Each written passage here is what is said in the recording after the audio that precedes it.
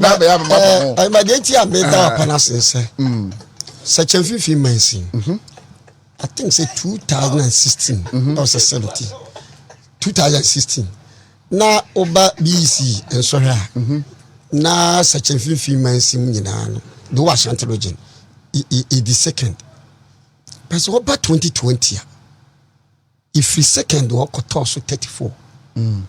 The education director we buy now challenges no hope. But in a nearly couldn't.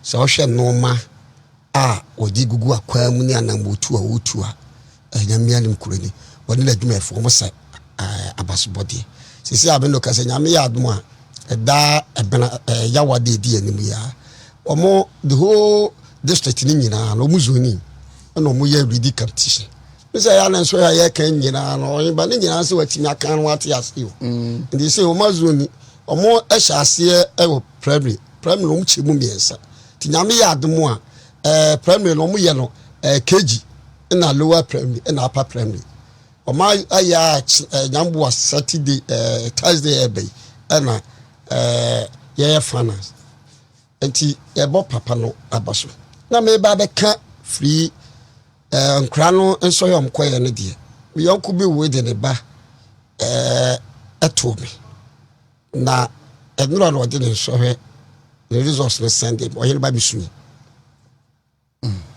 and run what this Sunday. The bomber is be behavior and be pomani say na bisu. Beba amenana sa no no. Benjamin Kings Kodia Junior. Before kwanya we so abofra no abaso. Ewa nko a onya 5.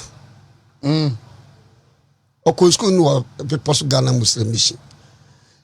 Once oyeba first no nka be hu crowd results we see ya san kwa ankoya prempa nka akoya opoku wale e de akeka hu bi but enga no san no manasesa so ko school no he be poso Ghana Muslim mission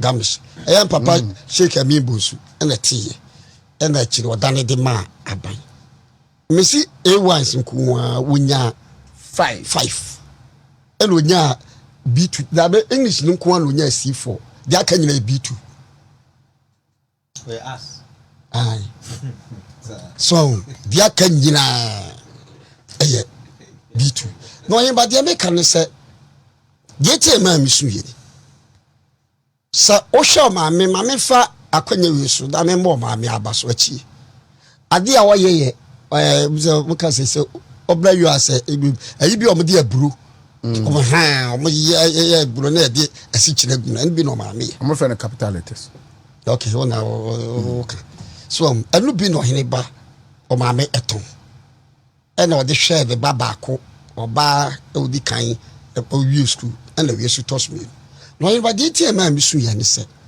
nya na do dan kwa akufo ado free senior school e ka bofra wi kesa am notifi nya na do dan kwa akufo ado the free senior school what the buyer and bofra no Kotifi 101.3 FM. Yes, we are quite a free senior school no o ma me amfa no easy idru ba bia des ye titi e mowram kakra na de tie ba me na chine di pia kra ta kra ba na mi tunfo na me ka che so hwese de o ma me city na engu na ni mas na sa no ma wi ena ka bibi e kire wo se ye wo man panyina oba ya no oba ma hiafo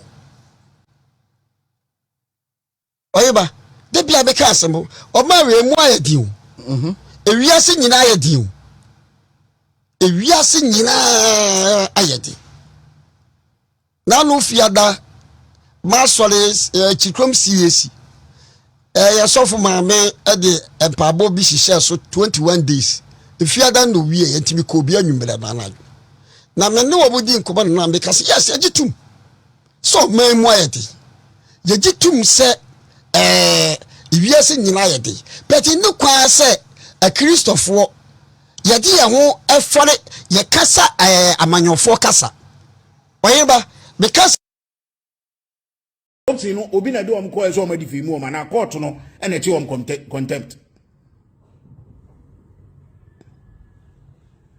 court no George mechiao Joyce mechiao court no na chi for contempt and I say the case is it the same case as yours mudi ani de obi na so adi fam no eno moti hobi nti ode mu nyina join case no enti nka wonim sa no a wanu gbelegbele no nka you are taking a lawyer yananayo na Michelle you are taking a lawyer say no yen de ni ye wo ho wantimi ankoka wasem yi wo court ye bu asem na wi a wa ba be gina ha betwe na na do say the government a useless government. That is what pissed me off.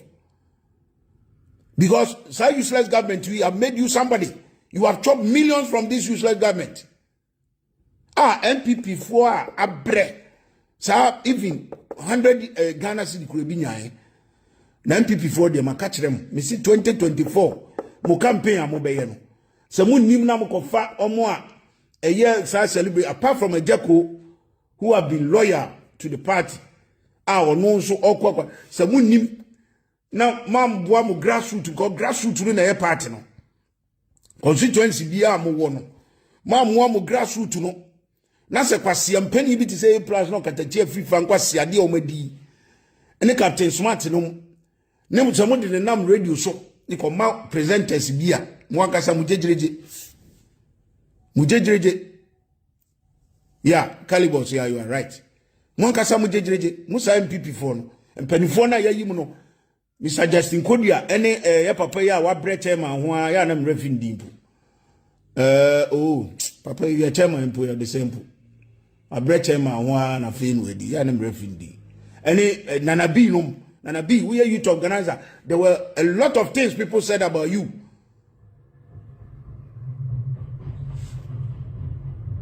So I say, San Crofono, mo an share mo grassroots now say mo sorry. Na ungrateful being mamusa mumubi mone na na kwatran trankinpiski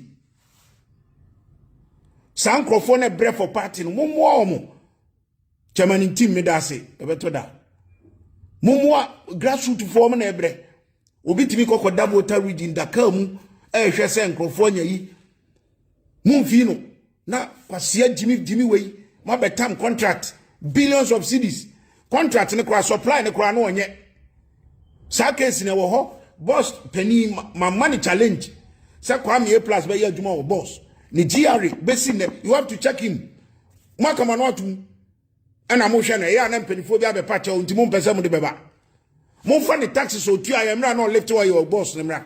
From now I'm going to start that campaign MPP for so man yes na because all these people have to be exposed for people to see what they did against Ghana. Why should we sit there for such a person? No, and I'm not throwing weight about. Because my jajan, or yensem, my jajan, boss na yin a din, I didn't yin a din, and yet said your cocasetia in yin a din, and will be any greediness. There is something there. You have to bring it out. Bring it out for the whole Ghana to see. Akosia, don't worry. You will not work for people to chop anymore. They say, no, grassroots to me 2024. Obi ye juma boa party na party no was structures. Mumfa kwa obi gase mun kotam o man sika emfa koma party full soldiers. But give them yi said yesido yes juma panisa kwa no. Enya so kotam sika boom eno no nya sa na ebu o man. Abrutire nyina obi support party voluntary but at least